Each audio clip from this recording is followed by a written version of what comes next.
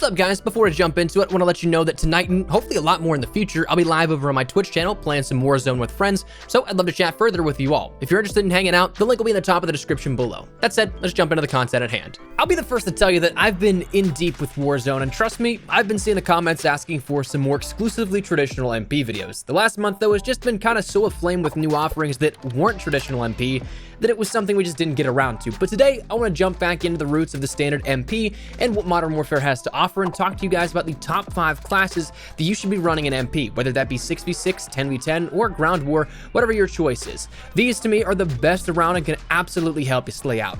Multiplayer has a little bit tighter of a meta compared to Warzone, so these ones will be a little bit more focused of builds as opposed to the standard 10 that we've been doing here in the recent past, and when it comes to the free-to-play side of things. But anyways, I want to share these with you so you can absolutely shred through the competition. That said, though, let me know your thoughts down below. What's your preferred best class, either here in the video or elsewhere throughout your own arsenal? Also, if you are new to the channel, do be sure to hit the subscribe button if you have not done so already to stay up to date with all things Modern Warfare and Warzone content on a daily basis. But anyways, let's jump into it. To preface this top 5, I don't know if there's any sort of definitive set listings that says this weapon is absolutely number 1 and this one is absolutely number 5. Instead, these are kind of just the cumulative top 5 that, as with Warzone, they tend to play a little differently depending on each specific situation in game.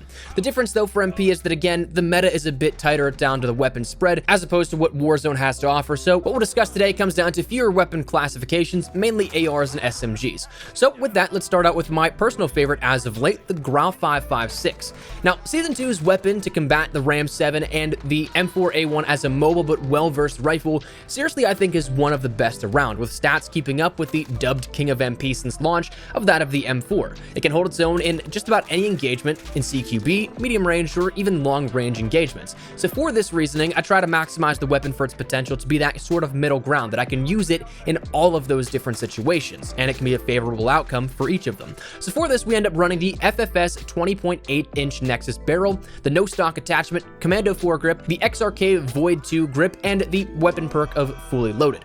Now, for the Nexus barrel, this offers damage range, bullet velocity, and recoil control at the expense of the aim down sight speed and movement speed, though it is slightly faster than that of the Archangel barrel, which does offer the same things. It's just a little bit more heavy on the positives and a little bit more heavy on those negatives as well, while the Nexus barrel is kind of that middle ground, offering a little bit more in that range of attributes, but not as much, but also at the same time not sacrificing as much. So this allows me to be a little bit more mobile with that loadout, but also still gain some of the benefits. Also, it's key to note that the barrel changes the iron sights of the Grau, so we won't need to run any optic here on this loadout, since the iron sights for this is much better than the actual default on the Grau. Now, for the no stock attachment, the Grau doesn't offer any sort of skeleton stock attachment, so you can't really just gain ADS and aim movement speed. So in order to gain that ADS speed and general movement speed, you're going to have to sacrifice a little bit in that aiming stability and recoil control categories. It's not much, but we'll make up for it a little bit later on. The XRK Void 2 grip, this is what helps your sprint to fire and ADS speed at the slight cost of an aiming stability and recoil control reduction. And also specific attachment wise, we end up running that Commando 4 grip to help us in that recoil stabilization and aiming stability category. So overall, you're still slightly a net negative in terms of recoil control, but the Grau is very easy to control and is one that you really won't notice all that much. We also finally run Fully Loaded on this because while we jump into the perks, we're not going to be running Scavenger. So if you're planning on staying alive, which is the ultimate goal here, you want to have ammo so that you can continue to shred through enemies, but you might burn through it normally with the Grau. For secondary, I've been running with the Grenade as of late so as to continue ranking it up, but also because it's a powerhouse, but that's interchangeable to me with the 50 GS. As for the perks, we end up running Cold-Blooded, Restock, and Amped. Cold-Blooded allows us to stay off the radar of those aerial streaks and things like that. Restock allowing us to get our equipment back after a short downtime, and then Amped allows us to switch our weapons faster. Sometimes I'll run Tracker on some of these classes, but other than that, Amped is usually my go-to for tier 3. Though, of course, depending again on the situation, Battle Hardened may be something you want to consider as well.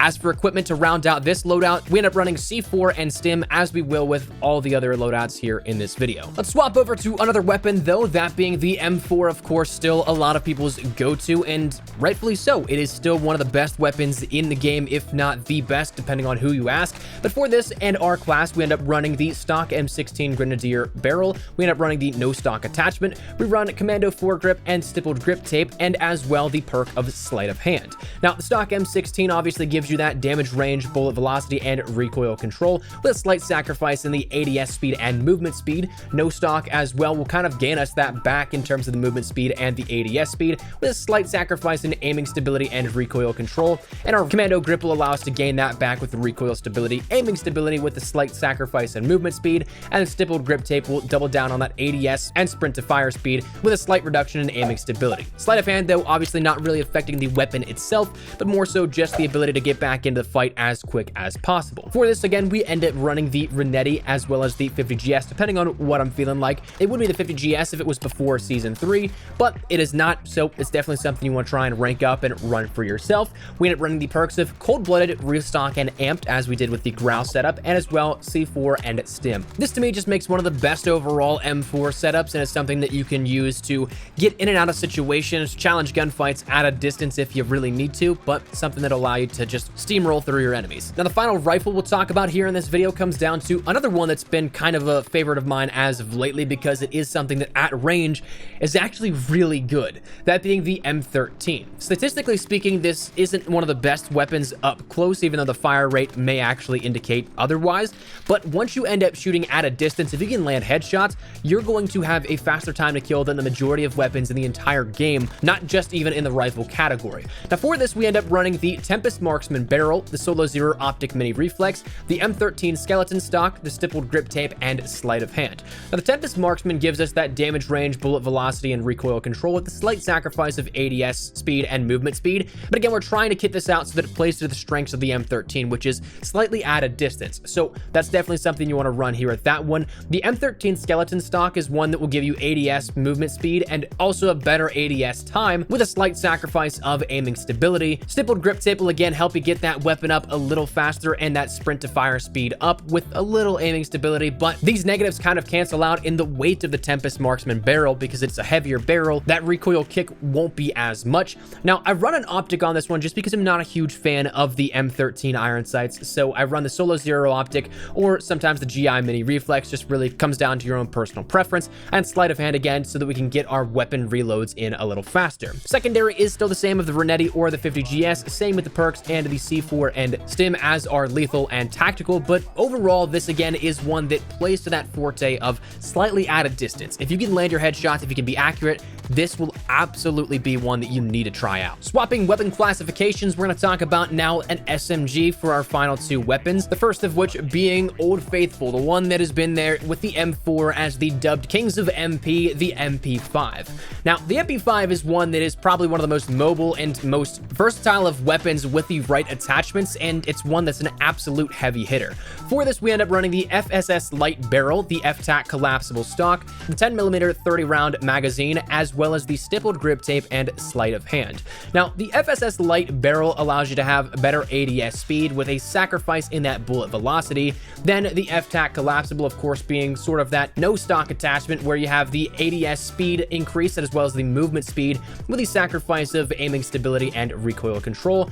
The Stippled Grip Tape allows you to get that ADS speed and sprint to fire speed up with the ammo modification offering extra damage and extra range with a slight decrease in that fire rate and the recoil control. Now, the MP5 is incredibly easy to control with its recoil, so it's not really something you need to run an underbarrel or anything like that for extra recoil stabilization, but those 10mm rounds are absolutely a necessity. Up close and personal, you can get away with the standard magazine, or if you want to use the 45-round magazine, but if you want to challenge things at, say, a medium range or even a rifle's distance, where that's the sweet spot for a rifle, the 10mm rounds are going to be absolutely integral. Sleight of Hand, though, allows us to get back into that action with a little bit faster of a reload, and then same thing goes with our secondaries and equipment. Perks, though, I'll usually run with this Scavenger so that I can stay in the action a little bit, because running in and out of enemies, I'm likely going to pick up some enemy dead bags, so that's something that I keep on offer as well. But this loadout is definitely one that I've been using from the very beginning. I absolutely swear by this, and still, even within to Season 3, it is an absolute powerhouse of a loadout for this weapon. The final weapon we'll talk about comes down to now the AUG, one that statistically speaking is a fantastic choice, and of course if you run the right attachments on it, you're gonna do just fine with it. For this, we end up running the 407mm extended barrel, the Forge Tac CQB stock, the Commando foregrip, the 5.56 NATO 60-round drum magazine, and stippled grip tape. Now, the barrel offers extra damage range, bullet velocity, and recoil control with a slight subtraction in that ADS speed, and again, as with the other barrels we've talked about throughout this video, some will offer very similar attributes, but taking more so heavy stances on one way or the other. This one, the 407, is kind of the middle ground where it offers these benefits but doesn't actually kill you for using them. The Forge Tac CQB stock allows you to have better ADS speed. The Commando foregrip, of course, giving extra recoil stabilization and aiming stability. The stipple grip tip allowing you to have that ADS and sprint to fire speed. And then the big key part with this one here, again, is that 5.56 NATO round ammo modification. This brings it up to a rifle caliber of weapon with all the mobility of an SMG, offering extra damage, range, and magazine ammo capacity with the slight reduction in the recoil control, aiming speed, and movement speed. But again, you're getting basically the stats of a rifle for an SMG, and that's something that is incredible. Whether you want to use this in Warzone or MP, it is going to be able to shred it no matter what. You'll be able to take those engagements at a longer range, closer quarters, whatever you want, you'll be able to get the job done. But ultimately, that's going to round out our 5 top classes here within Modern Warfare as of Season 3, and ones that I absolutely swear by. So that's where we're going to wrap it up. I would love to get your thoughts and feedback down there in the comment section down below. What do you guys think of these? Anything that stands out to you? Any that you would throw on this list if you had the opportunity to? Whatever it is, feel free to let me know your thoughts. But hopefully you enjoyed the video. If you did, make sure you drop a like down below. And of course, if you are new to the channel, make sure you guys subscribe so you don't miss a single thing regarding all things Modern Warfare, updates, news, information, tips, tricks, all that good stuff. We got you covered here on the channel. So if any of that interests you, hit that subscribe button so you don't miss a single thing. If you guys also want to follow me over on Twitter and Instagram, those are the best places to get connected message on YouTube. I live on both those. So if you guys want to check out a conversation, ask me a question, whatever it may be, that link is down there in the description below. That said, thanks so much for watching. My name is Espresso. I'll see you guys later. Take care and peace.